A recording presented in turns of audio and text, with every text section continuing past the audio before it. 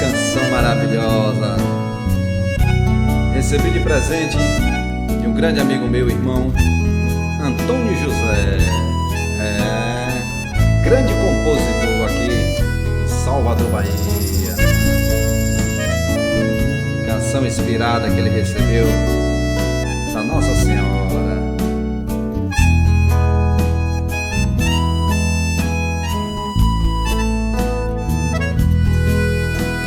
Senhora Aparecida, minha mãe querida, venho te louvar.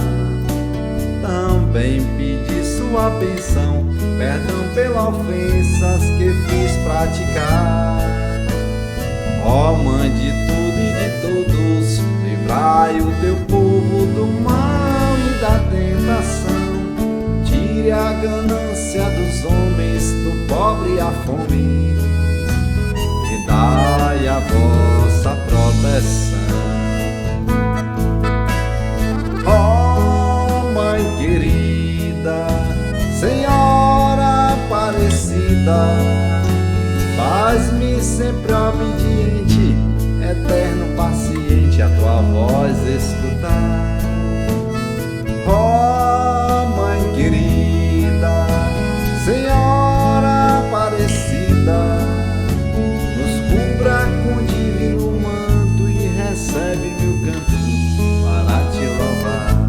Simbora, Rio do acordeão. No contrabaixo, meu irmão, amigo Tiago, tocando essa canção maravilhosa de Antônio José. Eita, grande compositor, foi bem inspirado.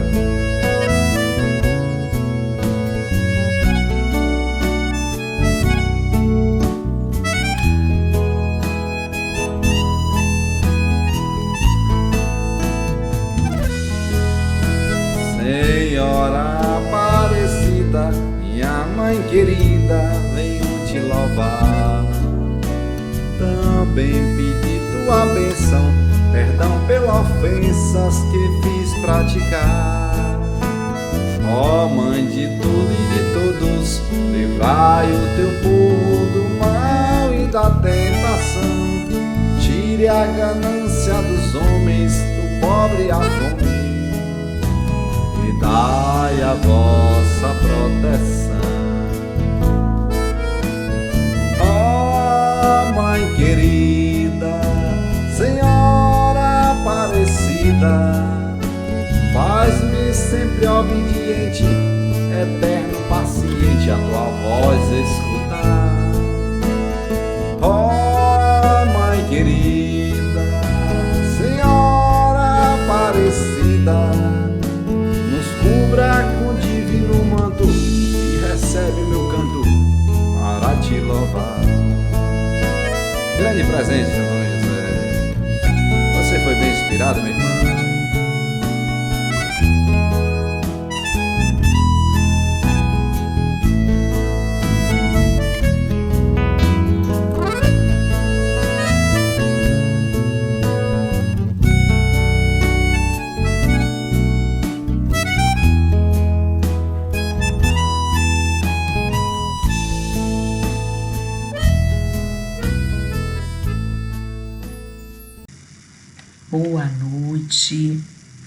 Boa noite, meus amigos da Vinha do Senhor. É um enorme prazer estar com vocês novamente. Espero que todos estejam gozando de boa saúde e já tenham tomado as suas doses de vacina, esteja com seu cartão vacinal em dia. Em primeiro lugar, gostaria de agradecer ao convite formulado para ministrar essa palestra e enviar um grande abraço para os amigos Ramon e Ildenira e um beijo no coração de cada um de vocês que está nesse momento nos assistindo. Feito isso, vamos fazer a nossa prece inicial antes de adentrarmos ao tema de hoje. Aqueles que quiserem podem fechar os seus olhos. Amigo Jesus, em envolva nos teus eflúvios de amor, nos teus eflúvios de paz, nos teus eflúvios de harmonia, para que assim, Senhor, possamos usar do nosso livre-arbítrio sempre para o caminho do bem, do amor, da fraternidade e da solidariedade, nunca esquecendo que todos são nossos irmãos, porque são teus filhos. E que assim possamos, Senhor, ser cartas vivas do teu Evangelho, buscando no exercício do dia a dia praticar a lei de amor, a lei de caridade, a lei de fraternidade, buscando sempre ajudar o próximo e nos colocarmos no lugar do outro, fazendo para com o outro aquilo que gostaríamos que fizesse para conosco.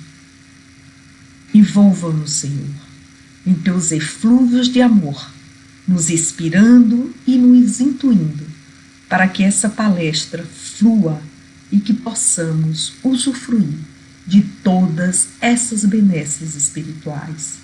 Sede conosco, Mestre amado, hoje, agora e por todo sempre. Que assim seja.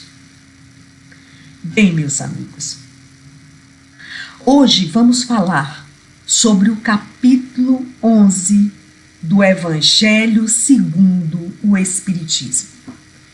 Este capítulo trata de amar ao próximo como a si mesmo. E o amor é a lei universal. Jesus, bem como tantos outros espíritos superiores, amam ao próximo em toda a sua plenitude. Amam ao próximo em toda a sua plenitude. E amar o próximo, na concepção do Evangelho, significa um amor incondicional, extensivo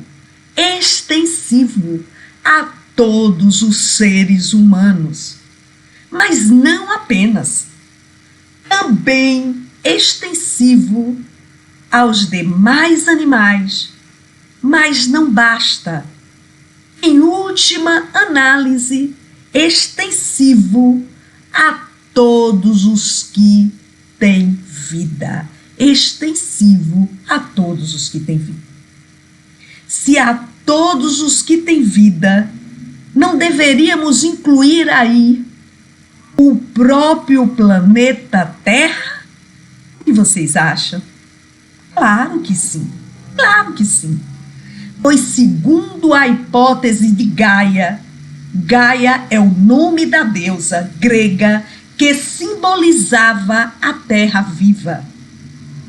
Aventada por cientistas europeus e norte-americanos, a superfície da Terra, que representa o meio ambiente a propiciar condições para a vida, é, em verdade, parte dessa vida. Parte dessa vida. Se a Terra é viva, o universo também é? Certamente, certamente. E quem somos nós? Fazemos parte do todo.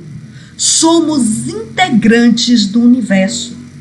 Somos fagulha da energia suprema. Então, amar sobre a ótica superior estende-se ao todo? O que vocês acham, meus amados? Sim, estende. Pois o amor não segrega. Não se limita a um ínfimo grupo de seres humanos. Não se limita. Nosso estado de evolução moral ainda é incipiente, ou seja, iniciante. Há muito tempo, Os preceitos evangélicos básicos nos foram ensinados. A este muito tempo transcende esta e outras existências na carne. E aí eu pergunto, meus amados, e já aprendemos a amar? Já aprendemos? Definitivamente não. Definitivamente não. Pois amar ao próximo como a si mesmo. Como podemos amar ao próximo como a nós mesmos, se sequer aprendemos a nos amar? Como eu posso dar algo que eu não tenho, meus amados? Verdadeiramente não nos amamos. Pois o egoísmo, o egocentrismo, a vaidade, o orgulho, a ambição e o materialismo exacerbado dificultam o relacionamento harmônico com tudo o que está ao nosso entorno, sobretudo com os nossos semelhantes. Sobretudo com os nossos semelhantes. A complexibilidade do processo de convivência humana pode nos levar às terríveis doenças da alma. As terríveis doenças da alma. Que são que? As antíteses do amor. As antíteses do amor. Tipo, a impaciência, a intolerância, a incompreensão, são instrumentos desencadeantes da mágoa, do rancor e do ódio. Normalmente, meus amados, estas enfermidades do espírito tornam-se crônicas. Por isso devemos ter muito cuidado.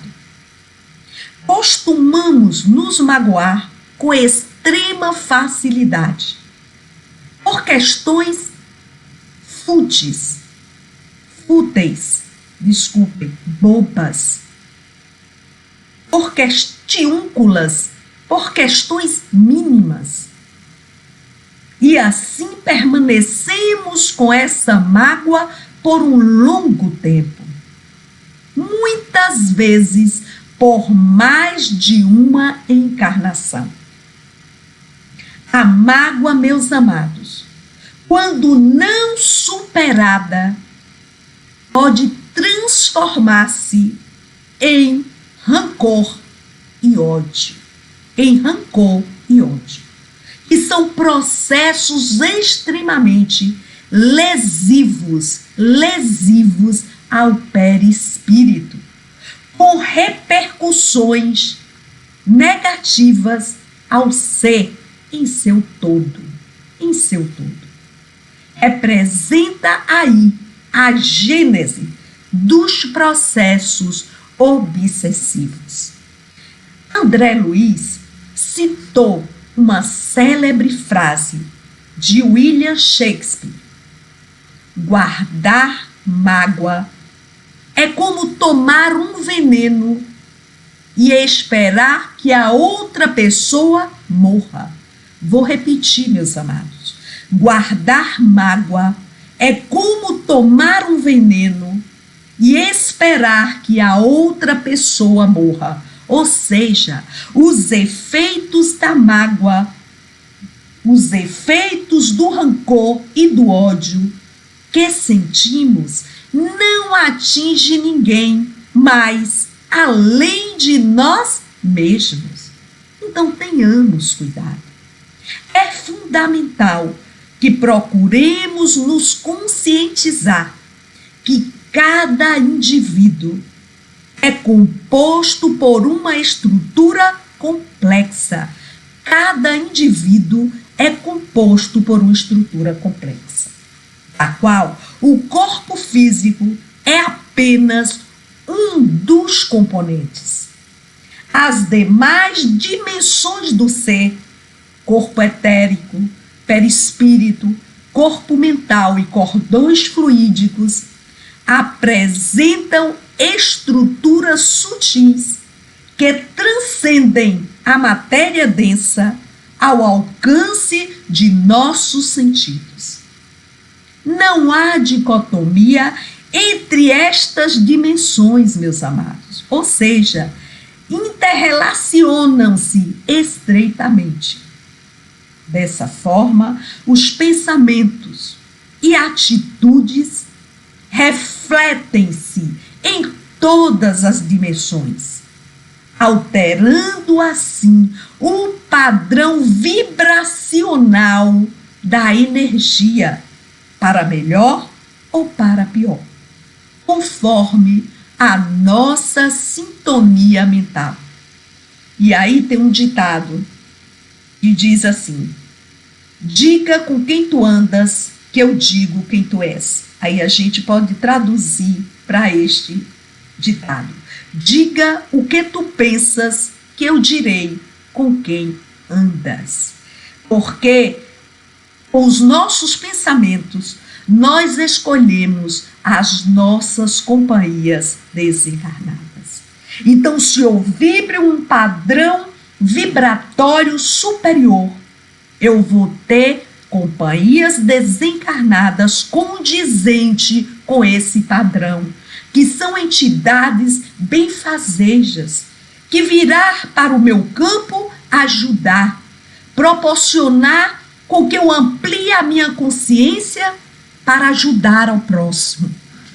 Agora, meus amados, se eu vibro em um padrão vibratório inferior, eu vou atrair para o meu campo vibratório espíritos nessa condição inferior. E aí eu vou estar em um padrão energético baixo, onde vai vir pensamentos ruins que me influenciem para um caminho que não é o caminho adequado, que não é o caminho propício. Por isso que eu devo estar no orai e vigiai. Por mais que não consigamos ficar 24 horas, mas que estejamos, no momento que vier um pensamento ruim, estejamos conectados com a oração para mudarmos essa sintonia. É como rádio. Se a gente não gosta daquela estação, a gente muda para outra. Então, se um pensamento é um pensamento ruim, que você percebe que não está de acordo com o seu proceder, mude o pensamento, para que a estação seja mudada, fazendo essa analogia com as ondas de rádio das estações. Então, infere-se então que os abusos que cometemos contra o nosso corpo físico é uma agressão com efeitos inimagináveis, que nos tornam realmente suicidas inconscientes. Então precisamos ter muito cuidado, pois cada ação perniciosa ao nosso corpo físico reflete no nosso perispírito. Reflete no nosso perispírito. O perispírito, meus amados, é o corpo do espírito. Consequentemente, quando desencarnamos, ele permanece conosco. Quando desencarnamos, deixamos apenas o nosso corpo físico.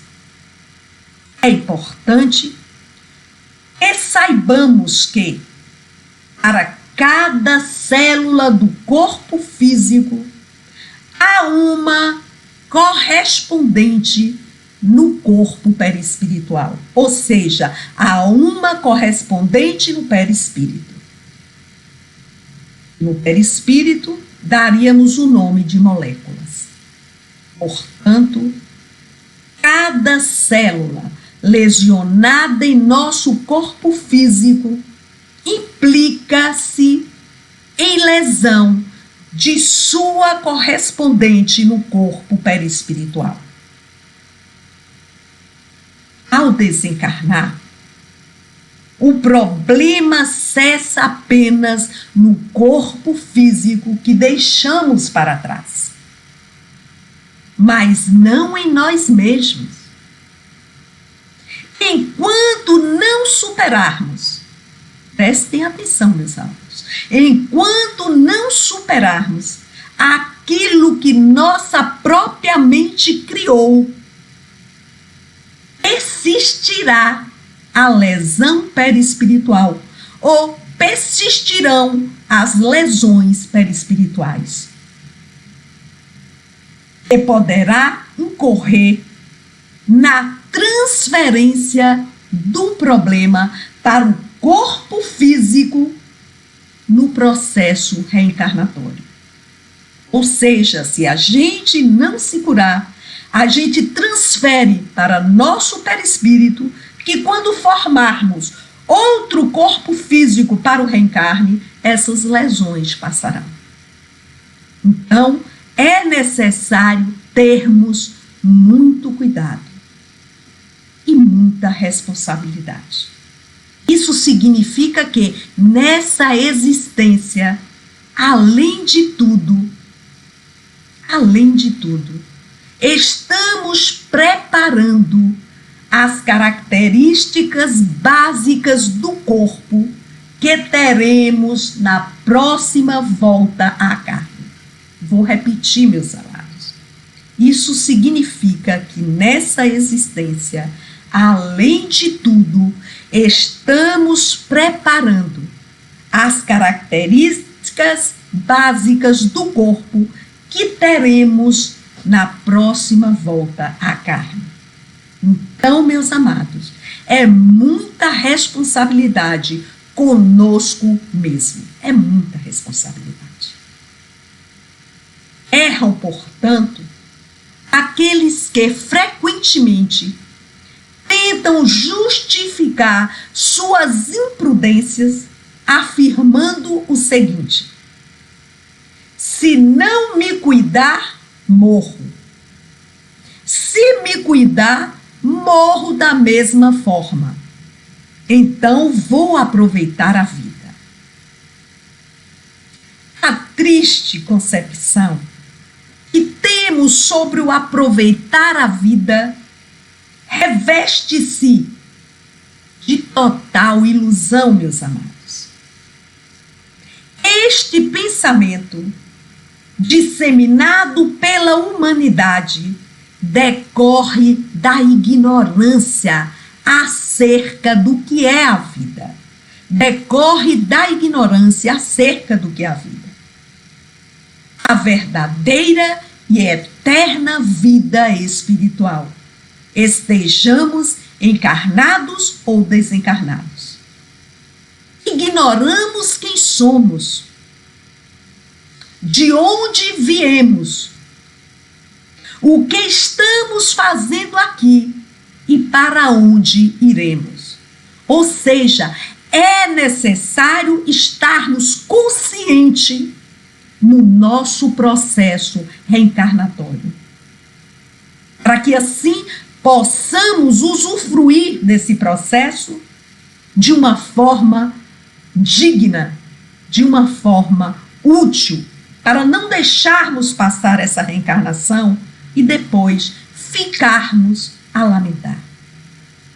Que aproveitemos da melhor maneira, nos doando da melhor forma, dando o nosso contributo, colocando a nossa mão na massa, tomando assim do arado e da charrua. Diante disso, estaremos procedendo de uma forma adequada. Porque senão, sentiremos um vazio sobre a ótica existencial, que nos leva a comportamentos inconsequentes e prejudiciais, que nos tornará suicidas inconscientes.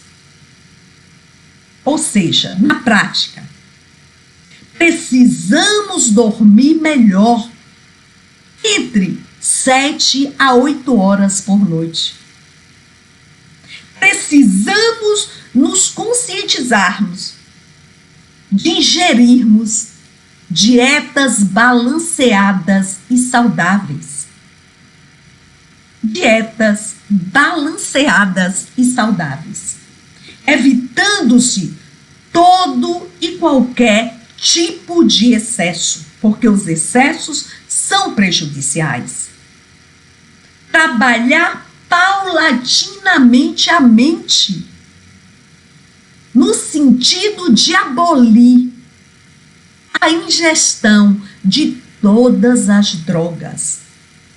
Não apenas as ilícitas, mas as lícitas também.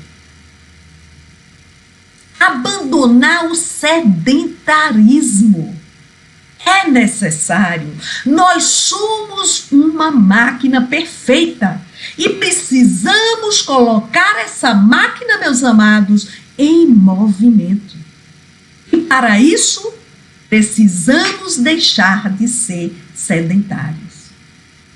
A atividade física, como simplesmente caminhar 1 hora por dia, ou pelo menos dia sim e dia não, melhora tanto as funções fisiológicas do corpo físico, como a circulação de energia pelos condutos energéticos do corpo etérico. Ou seja, termos hábitos saudáveis e, sobretudo, trabalhar incansavelmente pela disciplina de nossos pensamentos, os verdadeiros agentes causais daquilo que somos. É necessário termos este procedimento para vivermos bem e melhor. Não esqueçamos jamais que estamos peremptoriamente dotados do livre-arbítrio. Ninguém intercederá por nós sem que queiramos. Ninguém. Conheçamos-nos primeiramente e depois aprendamos a nos amar. Somos envoltos por nuvens escuras, por uma matéria extremamente densa. Por uma matéria extremamente densa. A sutilização do ser só terá início, meus amados, quando o verdadeiro amor florescer. Quando o verdadeiro amor florescer, despertar, porque todos nós temos uma fagulha de amor dentro da gente. Somos centelhas e fagulhas divinas. E o verdadeiro amor é o amor pelo todo. Exatamente como o meigo Rabi da Galileia nos ensinou. Então, amemo-nos. E a partir de então, amemos o próximo como a nós mesmos. Porque para eu doar algo, eu preciso ter esse algo. Segundo o Espiritismo, meus amados, o amor é o sentimento por excelência. O amor é o sentimento por excelência. Jesus promoveu o amor, a lei maior, ao resumir toda a lei e os profetas nesses 2 mandamentos: amar a Deus sobre todas as coisas e ao próximo como a nós mesmos. Somos partículas de Deus. Somos partículas de Deus.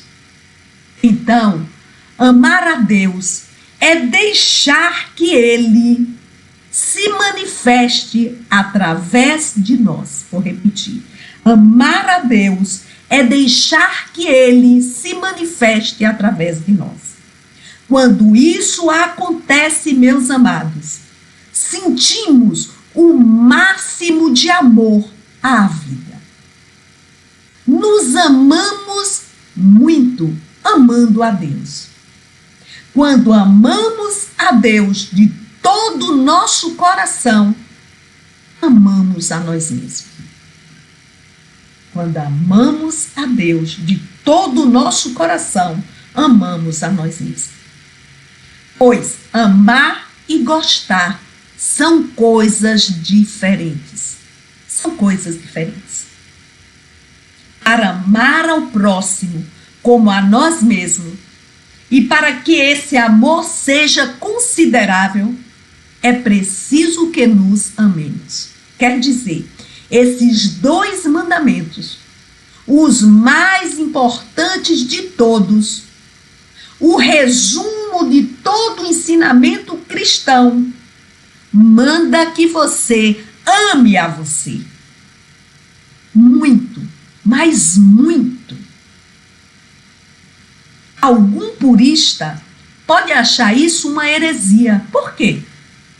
Porque talvez interprete esse amor a si mesmo como algo puramente hedonista, o que não é o caso.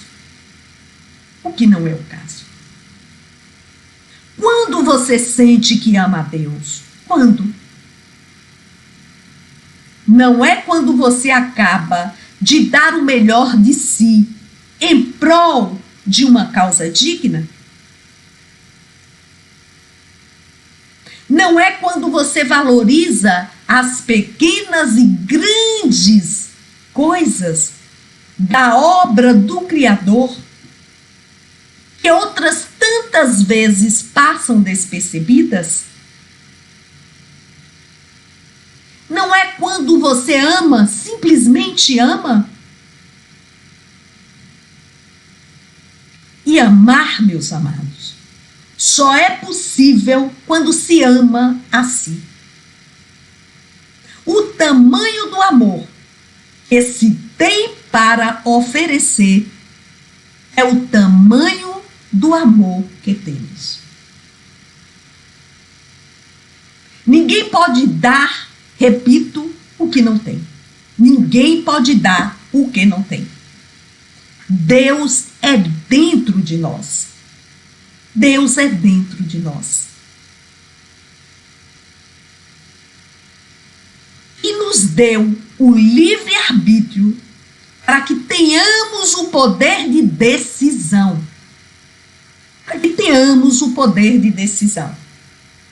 Decidimos se deixamos que Deus se manifeste através de nós ou não. Na maioria das vezes, preferimos manifestar o personagem que criamos. O personagem que criamos. Este corpo a que atribuímos personalidade, caráter, mente, como se fosse tudo uma coisa só. Mas, quando nos permitimos dar vazão à luz que jaz em nosso íntimo, essa centelha divina permanentemente pronta a nos guiar, é Deus que se manifesta. É Deus que se manifesta. E aí sentimos o amor e amamos a Deus. E, consequentemente, amamos a nós mesmos. E amando a nós mesmos, meus amados, podemos amar ao nosso semelhante. Podemos amar ao nosso semelhante. Aqui há uma distinção a fazer. Amar é uma coisa e gostar é outra. Uma das definições mais corriqueiras do amor diz que amar é gostar muito de algo ou de alguém. Não é bem assim. Você ama seus inimigos? Jesus mandou. Claro que não quero comparar nossa qualidade de amor com a dele. Mas você acha que mesmo ele amava seus inimigos com esse amor meloso e cor-de-rosa que alguns pregam da boca para fora? Vocês acham? Não é assim que os evangelhos o retratam. Não é assim. O que mais vemos é ele soltando o verbo para cima dos fariseus e saduceus hipócritas. Amar é desejar o bem. Todo o bem possível, sem restrição. Amar é perdoar de todo o coração. É querer a felicidade do próximo. É querer a felicidade do próximo. Por isso, amar e gostar não são a mesma coisa. Como é que você vai gostar de um inimigo? Alguém com quem você não tem a mínima identificação, cujo padrão vibratório é diferente de quando você encontra um amigo e de quando você encontra um inimigo.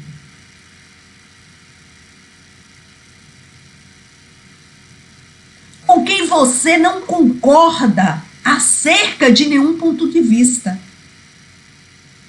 Com quem você não tem nada em comum. Sem falar que esse alguém pode ter lhe prejudicado terrivelmente. Que você perdoe, que deseje tudo de bom e aprenda a conviver amistosamente se for necessário. Mas gostar, não é verdade? Gostar é uma escolha. Já amar, não. Amar é obrigação. Devemos amar nossos semelhantes. Devemos amar nossos semelhantes. E nos encaminhamos para isso. Mas sempre, sempre iremos escolher do que ou de quem gostamos. Mesmo que vivêssemos já num mundo muito mais adiantado que o nosso, onde todas as pessoas fossem amáveis e reunidas conforme suas peculiaridades e anseios, haveria aqueles de quem realmente gostaríamos. Haveria aqueles de quem realmente gostaríamos. É claro que um dia, no futuro distante, num mundo hoje inimaginável, quando todas as atribulações atuais não forem mais que uma névoa no passado da memória, aí sim, o amor reinará. O amor reinará. Mas estou me dirigindo a você e não à posteridade. Perdoemos e sejamos mais tolerantes. Por enquanto, já está de bom tamanho. Vou repetir. Perdoemos e sejamos mais tolerantes. Por enquanto, já está de bom tamanho. Vocês não acham? Ademais, se Jesus nos ensinou a lei do amor, por que a violência nos dias atuais, meus amados? Por que essa violência exacerbada nos dias atuais, quando a gente liga uma televisão, quando a gente lê um jornal, se espremer, só sai sangue? Será que esquecemos dos seus ensinamentos? Estamos deveras condicionados pela sociedade? Falta-nos a educação necessária?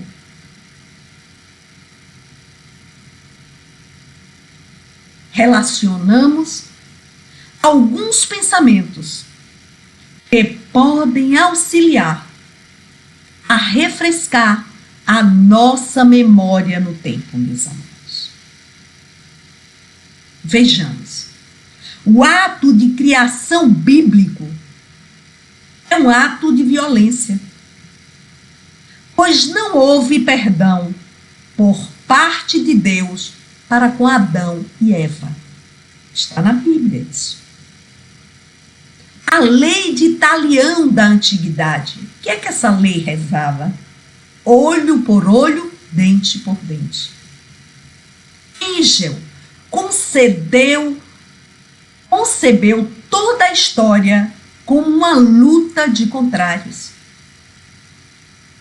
Darwin colocou como motor da evolução a seleção natural na luta pela vida, ou seja, a seleção natural da espécie. Marx constrói a sua filosofia em cima da luta de classes. Thomas Hobbes formula a ideia dizendo que o homem é o lobo do próprio homem. Se o Estado mata, por que a criança não pode matar? Consumismo exacerbado pelos meios de comunicação social. O discurso da autoajuda como fonte de alimentação do individualismo e do consumismo.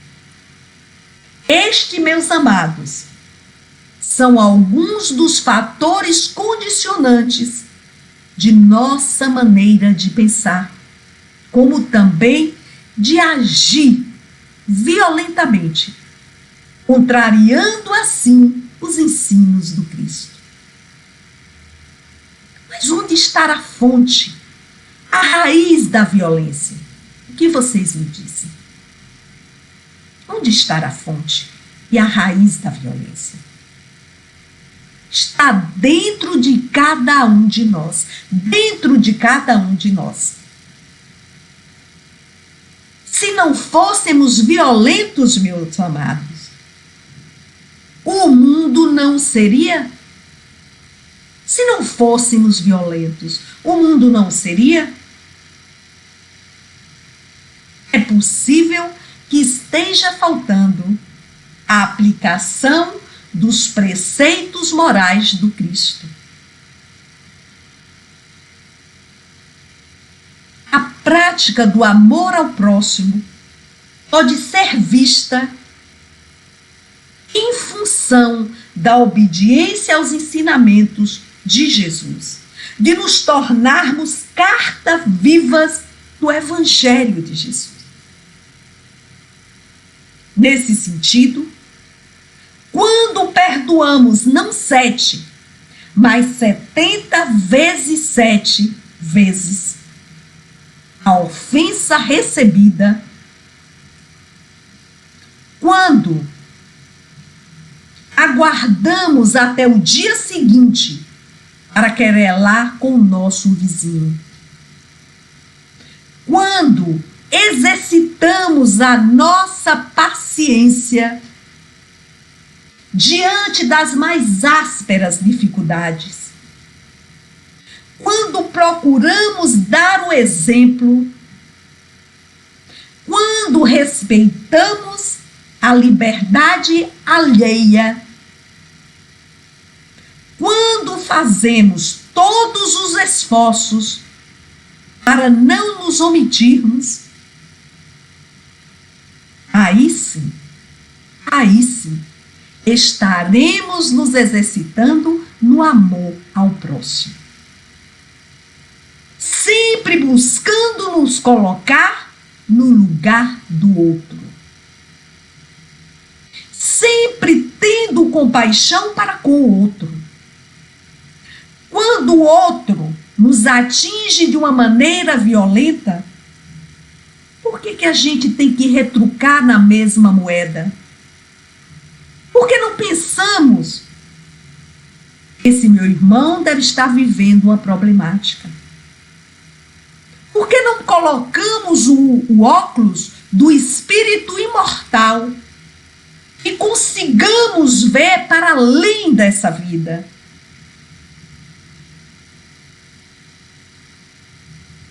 Buscando amar, perdoar, doar, ser misericordioso, ser indulgente para conosco próximo.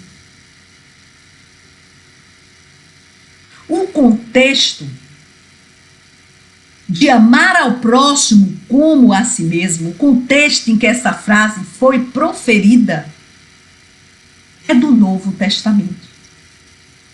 O Novo Testamento faz parte da Bíblia e retrata, meus amados, a vida e obra de Jesus Cristo.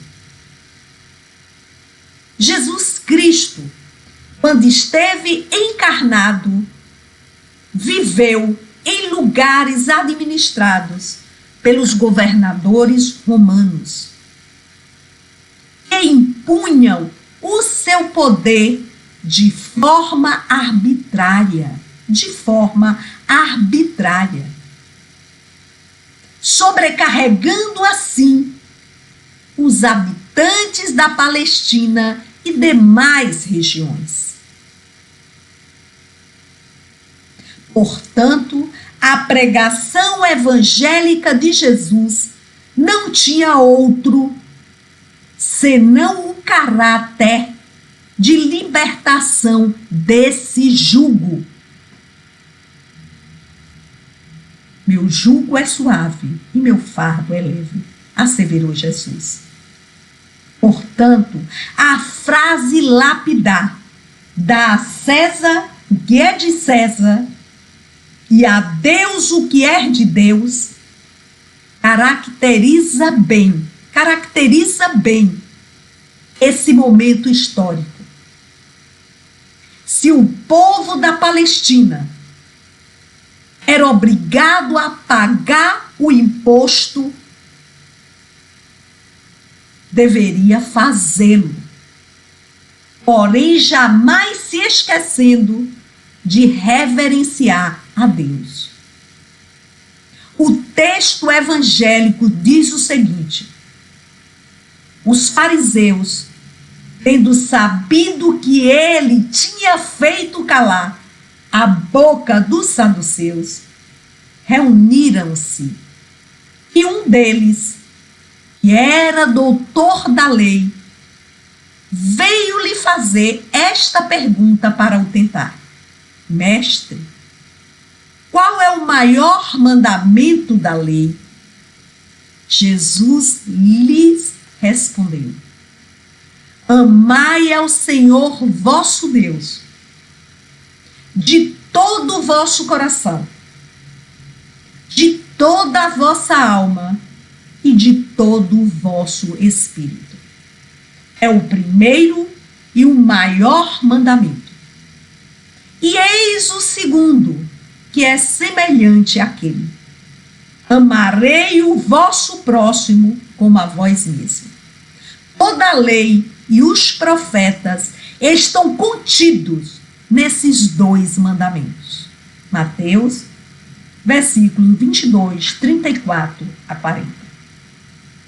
Essas duas frases, meus amados, juntas, transformam-se no 11º mandamento. Ou seja, amar a Deus sobre todas as coisas e ao próximo como a si mesmo.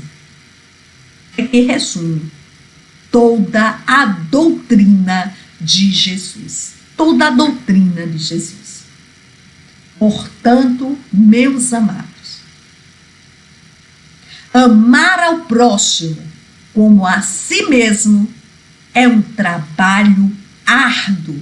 É um trabalho árduo que deve começar bem. Pois, caso contrário, o resultado é nulo.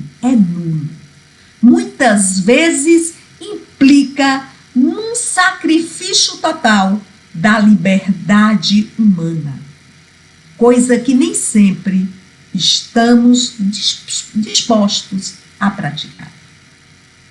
Portanto, para eu amar ao próximo como a mim mesmo, eu preciso ter este amor para doar. E que possamos, a cada dia, deixar florescer, meus amados, o amor que está em estado de latência dentro de nós. E que esse amor possa jorrar e contagiar muitos corações, abraçando assim a todos irmanados para seguirmos adiante, sendo cartas vivas do Evangelho do nosso Senhor Jesus Cristo. Um beijo no coração de cada um de vocês. Até a próxima. Muito obrigada.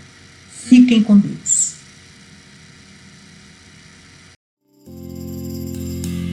O dia vai chegar, estou me preparando, porque antevi um livro que lhe empresto e você não aceita a verdade ali. Existe tanta gente por aí, as tantas sem se definir. A hora da balança, o peso não alcança o que deve atingir. Ei, homem de Deus, acorde, é tempo ainda, eis que teu tempo ainda faz uma oração. Ei, homem de Deus, deixa a incoerência em sua conferência, fale de perdão. Quem você não conhece é quem vai conferir se você passa ou não. Esqueça o seu padrinho, pois lá não tem carta de apresentação. O que vai influir é o bem que você fez ou deixou de fazer. Existe em cada instante um livro importante e você não quer ler. Ei, homem de Deus, acorde, é tempo ainda, eis que teu tempo ainda faz uma oração. Ei, homem de Deus, deixa a incoerência em sua conferência, fale de perdão. Quem sabe se o juiz não foi alvo de risos quando aqui passou, sofrendo a indiferença, pagando tributos da classe ou da cor. Quem sabe se você não vai se ver chorando, a mais tirando a dor, e implora baixinho aquela mesma ajuda que você negou. A vida é uma escola onde viver é o livre, o tempo é o professor, aonde alguns são sábios, porém até hoje ninguém se formou. A única certeza é que o dia do certo já está pra vir. Prepare sua alma, pois na hora certa você vai ouvir o som do instrumento que não se afina ao diapasão, virá anunciando sem segundo aviso a hora da razão. Estou me preparando, estou lhe aconselhando, porque quero ir. Você se nega a ler, erroneamente crê que a vida é só aqui. Ei, homem de Deus, acorde, é tempo ainda, eis que teu tempo finda, faz uma oração. Ei, homem de Deus, deixa em